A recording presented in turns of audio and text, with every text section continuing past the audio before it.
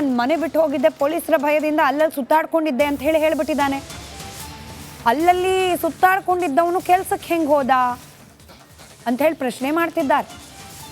ಅಂದರೆ ಬಲವಂತವಾಗಿ ಈತನಿಂದ ಸಾಕ್ಷಿ ಹೇಳಿಸುವ ಪ್ರಯತ್ನವನ್ನು ತನಿಖಾಧಿಕಾರಿಗಳು ಮಾಡಿದ್ರಾ ಅನ್ನೋ ಅನುಮಾನವನ್ನು ವ್ಯಕ್ತಪಡಿಸ್ತಾ ಇದ್ದಾರೆ C V Nagesh.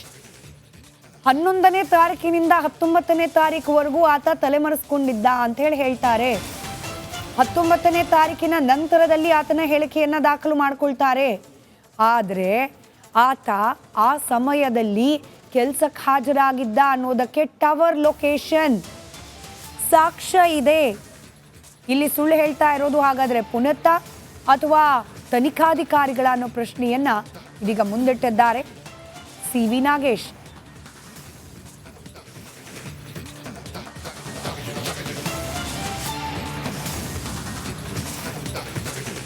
C V Nagesh ಅವರ ವಾದ ಮಂಡನೆ ಸತತವಾಗಿ ಮುಂದುವರಿತಾ ಇದೆ. ನೀವು ಗಮನಿಸ್ತಾ ಇದ್ದೀರಿ, ಹೈಕೋರ್ಟ್ನಲ್ಲಿ ಬೇಲ್ ಅಪ್ಲಿಕೇಶನ್ ಹಿಯರಿಂಗ್ ಬಂದ ಸಂದರ್ಭದಿಂದಲೂ ಕೂಡ ಸಿ ವಿ ನಾಗೇಶ್ ಅವರ ಪ್ರಬಲ ವಾದ ಮಂಡನೆ ಇನ್ನೂ ಕೂಡ ಮುಂದುವರೆದಿದೆ. ಇನ್ನು SP ಪ್ರಸನ್ನ ಕುಮಾರ್ ಅವರ ವಾದ ಮಂಡನೆ ಪ್ರಾರಂಭವೇ ಆಗಿಲ್ಲ ರೆಗ್ಯುಲರ್ ಬೇಲ್ಗೆ ಸಂಬಂಧಪಟ್ಟಂತೆ. ಹೀಗಾಗಿ ತಕ್ಷಣಕ್ಕೆ ಬೇಲ್ ಸಿಕ್ಕಿಬಿಡುತ್ತಾ ಅನ್ನೋ ಪ್ರಶ್ನೆ ಇದ್ದರೆ ಸದ್ಯಕ್ಕೆ ತ್ವರಿತಗತಿಯಲ್ಲಿ ವಾದ ಮಂಡನೆ ಪ್ರತಿವಾದ ಮಂಡನೆ ಮುಕ್ತಾಯ ಆಗೋ ರೀತಿಯಲ್ಲಿ ಕಾಣ್ತಾ ಇಲ್ಲ. ಸಿ ವಿ ನಾಗೇಶ್ ಅವರು ಎಷ್ಟೆಲ್ಲ ಅಂಶಗಳನ್ನು ಉಲ್ಲೇಖ ಮಾಡಿದ್ದಾರೋ ಆ ಪ್ರತಿ ಅಂಶಕ್ಕೂ ಕೂಡ ಕೌಂಟರ್ ರಿಯಾಕ್ಷನ್ ಕೌಂಟರ್ ವಾದ ಪ್ರಸನ್ನ ಕುಮಾರ್ ಅವರಿಂದ ಕೂಡ ಆಗೋದು ಬಾಕಿ ಇದೆ. ಹೀಗಾಗಿ ತಕ್ಷಣಕ್ಕೆ ರೆಗ್ಯುಲರ್ ಬೇಲ್ ದರ್ಶನ್ ಅವರಿಗೆ ಸಿಗುವ ಸಾಧ್ಯತೆ ಕೂಡ ಕಂಡು ಬರ್ತಾ ಇಲ್ಲ. 6 ವಾರಗಳ ಮಧ್ಯಂತರ ಜಾಮೀನಿನ ಆಧಾರದ ಮೇಲೆ ಹೊರಗಿದ್ದಾರೆ ದರ್ಶನ್. ಆ ಅವಧಿ ಕೂಡ ಮುಕ್ತಾಯವಾಗ್ತಾ ಬರ್ತಾ ಇದೆ. ಸರ್ಜರಿಯನ್ನು ಮಾಡಿಸ್ಕೊಳ್ಬೇಕು ಅನ್ನೋ ಕಾರಣಕ್ಕೆ ಹೊರಗೆ ಬಂದಿದ್ದಾರೆ. ಈ ಕ್ಷಣದವರೆಗೂ ಸರ್ಜರಿ ಆಗಿಲ್ಲ. SP ಪ್ರಸನ್ನ ಕುಮಾರ್ ಅವರು ಈ ವಿಚಾರಗಳನ್ನು ಕೂಡ ಉಲ್ಲೇಖ ಮಾಡೋ ಸಾಧ್ಯತೆ ಇದೆ. ಪ್ರಬಲ ಪ್ರಭಾವಿಯಾಗಿರುವ ಈ ಪ್ರಕರಣದ ಆರೋಪಿ ದರ್ಶನ್ ವೈದ್ಯಕೀಯ ಜಾಮೀನಿನ ಆಧಾರದ ಮೇಲೆ ಹೊರಗೆ ಬಂದಿದ್ದಾರೆ.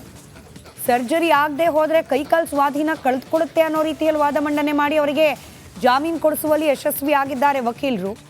ಆದರೆ ಹೊರಗೆ ಬಂದು ಇಷ್ಟು ದಿನ ಆದರೂ ಏನೂ ಮಾಡಿಸ್ಕೊಂಡೇ ಇಲ್ಲ. ಕೇವಲ ಆಸ್ಪತ್ರೆಗೆ ದಾಖಲಾಗಿ ಕನ್ವೆನ್ಷನಲ್ ಟ್ರೀಟ್ಮೆಂಟ್ ತಗೊಂಡು ದರ್ಶನ್ ಅವರು ಕಾಲ ಕಳೀತಿದ್ದಾರೆ. ಇದನ್ನು ಗಮನಿಸಿದ್ರೆ ರೆಗ್ಯುಲರ್ ಬೇಲ್ ವಿಚಾರದಲ್ಲೂ ಕೂಡ ಒಂದಷ್ಟು ಕಣ್ಮರೆಸುವ ತಂತ್ರವನ್ನು ಅಳವಡಿಸ್ಕೊಂಡಿರಬಹುದು ಅನ್ನೋ ಅನುಮಾನವನ್ನು SP ಪ್ರಸನ್ನ ಕುಮಾರ್ ಅವರು ಹೊರಹಾಕೋ ಸಾಧ್ಯತೆ ಇದ್ದೇ ಇದೆ. ಅದಾಗಬೇಕು ಅಂದರೆ SP ಅವರ ವಾದ ಮಂಡನೆ ಪ್ರಾರಂಭ ಆಗಬೇಕು ಅಂದರೆ ಸಿ ವಿ ನಾಗೇಶ್ ಅವರ ವಾದ ಮಂಡನೆ ಮುಕ್ತಾಯ ಆಗಬೇಕು. ಆದರೆ ನಾವು ಗಮನಿಸ್ತಿದ್ದೀವಿ ಸುದೀರ್ಘವಾದ ವಾದ ಮಂಡನೆ ಸಿ ವಿ ನಾಗೇಶ್ ಅವರಿಂದ ಮುಂದುವರೆದಿದೆ. ಪುನೀತ್ ವಾಯ್ಚ ಹೇಳಿಕೆ ಬಗ್ಗೆ ಪ್ರಸ್ತಾಪ ಮಾಡಿ ಇದೀಗ ವಾದ ಮಂಡಿಸುತ್ತಿದ್ದಾರೆ ನಾಗೇಶ್ ಅವರು.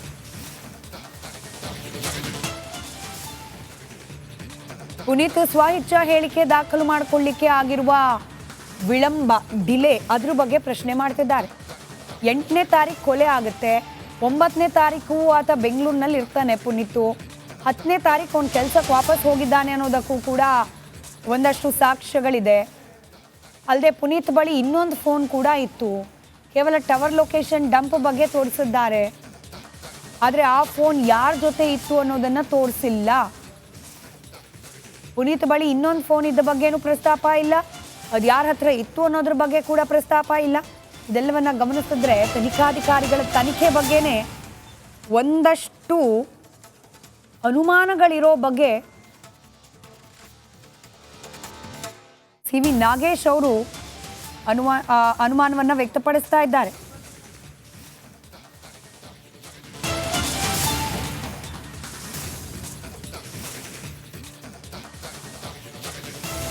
ಕೇವಲ ಟವರ್ ಲೊಕೇಶನ್ ಡಂಪ್ ಬಗ್ಗೆ ತೋರಿಸಿದ್ದಾರೆ. ಪುನೀತ್ ಹತ್ರ ಇನ್ನೊಂದು ಫೋನ್ ಇತ್ತು, ಆ ಫೋನ್ ಬಗ್ಗೆ ಯಾಕೆ ಇಲ್ಲೆಲ್ಲೂ ಪ್ರಸ್ತಾಪ ಇಲ್ಲ, ಅದು ಯಾರ ಹತ್ರ ಇತ್ತು, ಎಲ್ಲಿತ್ತು, ಅದ್ರ ಬಗ್ಗೆ ಯಾಕೆ ಎಲ್ಲೂ ಕೂಡ ಪ್ರಸ್ತಾಪ ಮಾಡಿಲ್ಲ ಅನ್ನೋದನ್ನ ಉಲ್ಲೇಖ ಮಾಡ್ತಾ ಇದ್ದಾರೆ ಇದೀಗ ಸಿ ವಿ ನಾಗೇಶ್.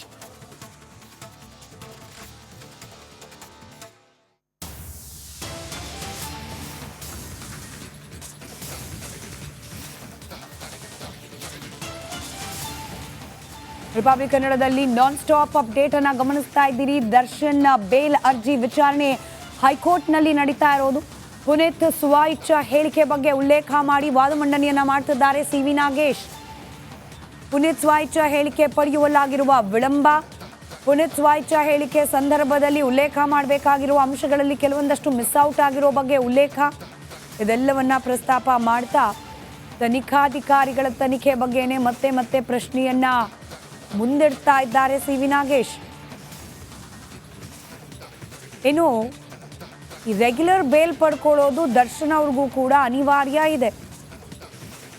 6 ವಾರಗಳ ಕಾಲ ಮಾತ್ರ ಮಧ್ಯಂತರ ಜಾಮೀನು ಲಭ್ಯವಾಗಿರೋದು. ಅದು ಮುಗಿಯೋದ್ರ ಒಳಗೆ ಅವರಿಗೆ ಇನ್ ಕೇಸ್ ಏನಾದರೂ ರೆಗ್ಯುಲರ್ ಬೇಲ್ ಲಭ್ಯವಾಗಿದ್ದೆ ಆದಲ್ಲಿ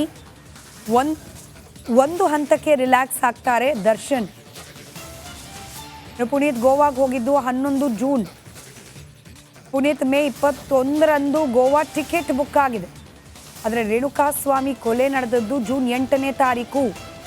ಪುನೀತ್ ಗೋವಾ ಹೋಗಿದ್ದು ಜೂನ್ 11. ಮೇ ತಿಂಗಳಲ್ಲೇ ಟಿಕೆಟ್ ಬುಕ್ ಆಗಿತ್ತು. ಜೂನ್ 8ನೇ ತಾರೀಕು ರೇಣುಕಾಸ್ವಾಮಿ ಕೊಲೆ ಆಗಿದೆ. ಈ ರೀತಿಯಾಗಿ ಸಾಕ್ಷ್ಯಗಳನ್ನು ಪ್ರಾಸಿಕ್ಯೂಷನ್ ಫ್ಯಾಬ್ರಿಕೇಟ್ ಮಾಡಿದೆ. ಅವನ ಟ್ರಿಪ್ ಮೊದಲೇ ಬುಕ್ ಆಗಿತ್ತು, ಹೀಗಾಗಿ ಆತ ಹೋಗಿದ್ದಾನೆ. ತಪ್ಪಿಸ್ಕೊಳ್ಳೋಕ್ಕೋ ಪೊಲೀಸರ ಭಯಕ್ಕೋ ಅಲ್ಲ, ಆದರೆ ಪೊಲೀಸರು ಪ್ರಾಸಿಕ್ಯೂಷನ್ ಎಸ್ಪೆಷಲಿ ಫ್ಯಾಬ್ರಿಕೇಟ್ ಮಾಡಿದೆ ಈ ಅಂಶವನ್ನು ಅಂತ ಹೇಳಿ ಉಲ್ಲೇಖ ಮಾಡ್ತಿದ್ದಾರೆ ಸಿ.ವಿ. ನಾಗೇಶ್ ಅವರು. ಆತ ಜೂನ್ 9ನೇ ತಾರೀಕು ಬೆಂಗಳೂರಿಗೆ ಬಂದಿದ್ದ, ಅದಾದ ನಂತರ ಕೆಲಸಕ್ಕೆ ಹೋಗಿದ್ದ, 11ನೇ ತಾರೀಕು ಗೋವಾಗೆ ಹೋಗಿದ್ದಾನೆ. ಇದೆಲ್ಲದರ ಬಗ್ಗೆ ಕೂಡ ಒಂದಷ್ಟು ಸಾಕ್ಷ್ಯಗಳಿದೆ. ಆದರೆ ಪೊಲೀಸರು ಹೇಳ್ತಿರೋ ಪ್ರಕಾರ ಪೊಲೀಸರಿಗೆ ಹೆದರ್ಕೊಂಡು ಆತ ತಲೆಮರೆಸ್ಕೊಂಡಿದ್ದ, ಗೋವಾಗೆ ಹೋಗಿದ್ದ. ಈ ಕೊಲೆ ಪ್ರಕರಣದಲ್ಲಿ ಆತ ಎಲ್ಲಿ ಸಾಕ್ಷಿ ಆಗಬೇಕಾಗತ್ತೋ ಅನ್ನೋ ಭಯದಿಂದ ಆತ ಗೋವಾಗೆ ಹೋಗಿದ್ದ ಅಂಥೇಳಿ ಪೊಲೀಸರು ಉಲ್ಲೇಖ ಮಾಡ್ತಿದ್ದಾರೆ. ಆದರೆ ಆತನ ಗೋವಾ ಪ್ರವಾಸದ ಟಿಕೆಟ್ಸ್ ಮೇ ತಿಂಗಳಲ್ಲೇ ಬುಕ್ ಆಗಿ ಹೋಗಿತ್ತು. ಮೇ ತಿಂಗಳಲ್ಲಿ ಗೊತ್ತಿತ್ತಾ ಹಿಂಗೆ 8ನೇ ತಾರೀಕು ರೇಣುಕಾಸ್ವಾಮಿ ಮರ್ಡರ್ ಆಗುತ್ತೆ, ಅದರಲ್ಲಿ ನಾನು ಕೂಡ ಹೇಳಿಕೆ ನೀಡೋ ರೀತಿಯಲ್ಲಿ ಆಗುತ್ತೆ, ಹಾಗಾಗಿ ನಾನು ಗೋವಾಗೆ ಹೋಗ್ಬಿಡೋಣ ಅಂತ ಹೇಳಿ ಮೇ 21ನೇ ತಾರೀಕೆ ಅವ್ನಿಗೇನಾದರೂ ಗೊತ್ತಿತ್ತಾ? ಆತನ ಟ್ರಿಪ್ ಪ್ರೀ ಪ್ಲ್ಯಾಂಡ್ ಇತ್ತು. ಅಂದರೆ ಈ ಕೊಲೆ ನಡೆಯೋದರ ಬಗ್ಗೆ ಆತನಿಗೆ ಯಾವುದೇ ರೀತಿಯ ಸುಳಿವಿರಲಿಲ್ಲ. ಆತನ ಗೋವಾ ಟ್ರಿಪ್ಪಿಗೂ ಕೊಲೆಗೂ ಯಾವುದೇ ರೀತಿಯ ಸಂಬಂಧ ಇಲ್ಲ ಅಂತ ಹೇಳಿದ್ದಾರೆ. ಇನ್ನು ಪುನೀತ್ ಮೊಬೈಲ್ನಿಂದ ರಿಟ್ರೀವ್ ಮಾಡಿಕೊಂಡ ಫೋಟೋಗಳನ್ನು ಕೋರ್ಟ್ಗೆ ಸಬ್ಮಿಟ್ ಮಾಡಿದ್ದಾರೆ. ಜೂನ್ 8ರಂದು ಅಂದರೆ ಕೊಲೆ ನಡೆದ ದಿನ ತೆಗೆದಿರೋ ಫೋಟೋಸ್. ಇದನ್ನು ಪ್ರಾಸಿಕ್ಯೂಷನ್ ಹೇಳ್ತಾ ಇದೆ ಅಂತ ಹೇಳಿ ಸಿ.ವಿ. ನಾಗೇಶ್ ಅವರು ಹೇಳ್ತಿದ್ದಾರೆ. ಪುನೀತ್ ಮೊಬೈಲ್ನಲ್ಲಿ ರಿಟ್ರೀವ್ ಆದ ಫೋಟೋವನ್ನು ಕೋರ್ಟ್ಗೆ ನೀಡಿದ್ದಾರೆ ವಕೀಲರಾದ ಸಿ.ವಿ. ನಾಗೇಶ್. ಈ ಫೋಟೋಗಳನ್ನು ಜೂನ್ 8ರಂದು ತೆಗೆದಿದ್ದು ಅಂತ ಹೇಳಿ ಪ್ರಾಸಿಕ್ಯೂಷನ್ ಅವರು ಹೇಳ್ತಿದ್ದಾರೆ ಅನ್ನೋದು ಸಿ.ವಿ. ನಾಗೇಶ್ ಅವರ ವಾದ.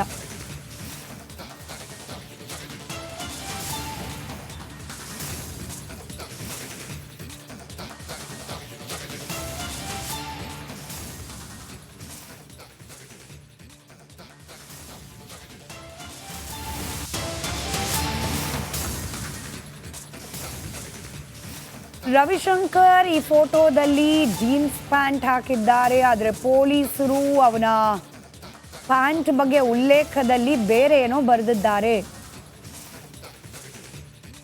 ಪುನೀತ್ ಫೋನ್ನಿಂದ ರಿಟ್ರೀವ್ ಮಾಡಿಕೊಂಡ ಫೋಟೋಸ್ ಅದರಲ್ಲಿ ರವಿಶಂಕರ್ ಇದ್ದಾರೆ. ರವಿಶಂಕರ್ ಅದರಲ್ಲಿ ಬೇರೆ ಪ್ಯಾಂಟ್ ಹಾಕಿದ್ದಾರೆ. ಪೊಲೀಸರು ಉಲ್ಲೇಖ ಮಾಡುವಾಗ ಇನ್ನೇನೋ ಹೇಳಿದ್ದಾರೆ. ಈ ಬೇಲ್ ಅಪ್ಲಿಕೇಶನ್ ಸಂದರ್ಭದಲ್ಲಿ ಇಷ್ಟೆಲ್ಲ ಮೈನ್ಯೂಟ್ ಡೀಟೇಲ್ಸನ್ನು ನ್ಯಾಯಾಧೀಶರು ಯಾವ ರೀತಿಯಾಗಿ ಪರಿಗಣಿಸ್ತಾರೆ ಅನ್ನೋ ಕುತೂಹಲ ಇದ್ದೇ ಇದೆ. ರೆಗ್ಯುಲರ್ ಬೇಲ್ ಅಪ್ಲಿಕೇಶನ್ನ ಹಿಯರಿಂಗ್ ಇವಾಗ ನಡೀತಾ ಇರೋದು. ಪ್ರಕರಣದಲ್ಲಿ ದರ್ಶನ್ ಅವ್ರ ಪಾತ್ರ ಇದೆಯಾ ಇಲ್ವಾ ಅನ್ನೋದನ್ನು ಪ್ರೂವ್ ಮಾಡಲಿಕ್ಕೆ ಇನ್ನು ಪ್ರತ್ಯೇಕವಾಗಿ ವಾದ ಮಂಡನೆ ಆಗೋದು ಬಾಕಿ ಇದೆ. ಆದರೆ ಈಗಲೇ ದರ್ಶನ್ ಪರ ವಕೀಲರು ಸಿ.ವಿ. ನಾಗೇಶ್ ಈ ಸ್ವ-ಇಚ್ಛಾ ಹೇಳಿಕೆಗಳು, ಪೊಲೀಸರ ಚಾರ್ಜ್ ಶೀಟ್, ಇದೆಲ್ಲದರಲ್ಲಿ ಇರ್ತಕ್ಕಂಥ ಕೆಲವೊಂದಷ್ಟು ವ್ಯತ್ಯಾಸಗಳ ಬಗ್ಗೆ ಉಲ್ಲೇಖ ಮಾಡ್ತಾ ಇದ್ದಾರೆ.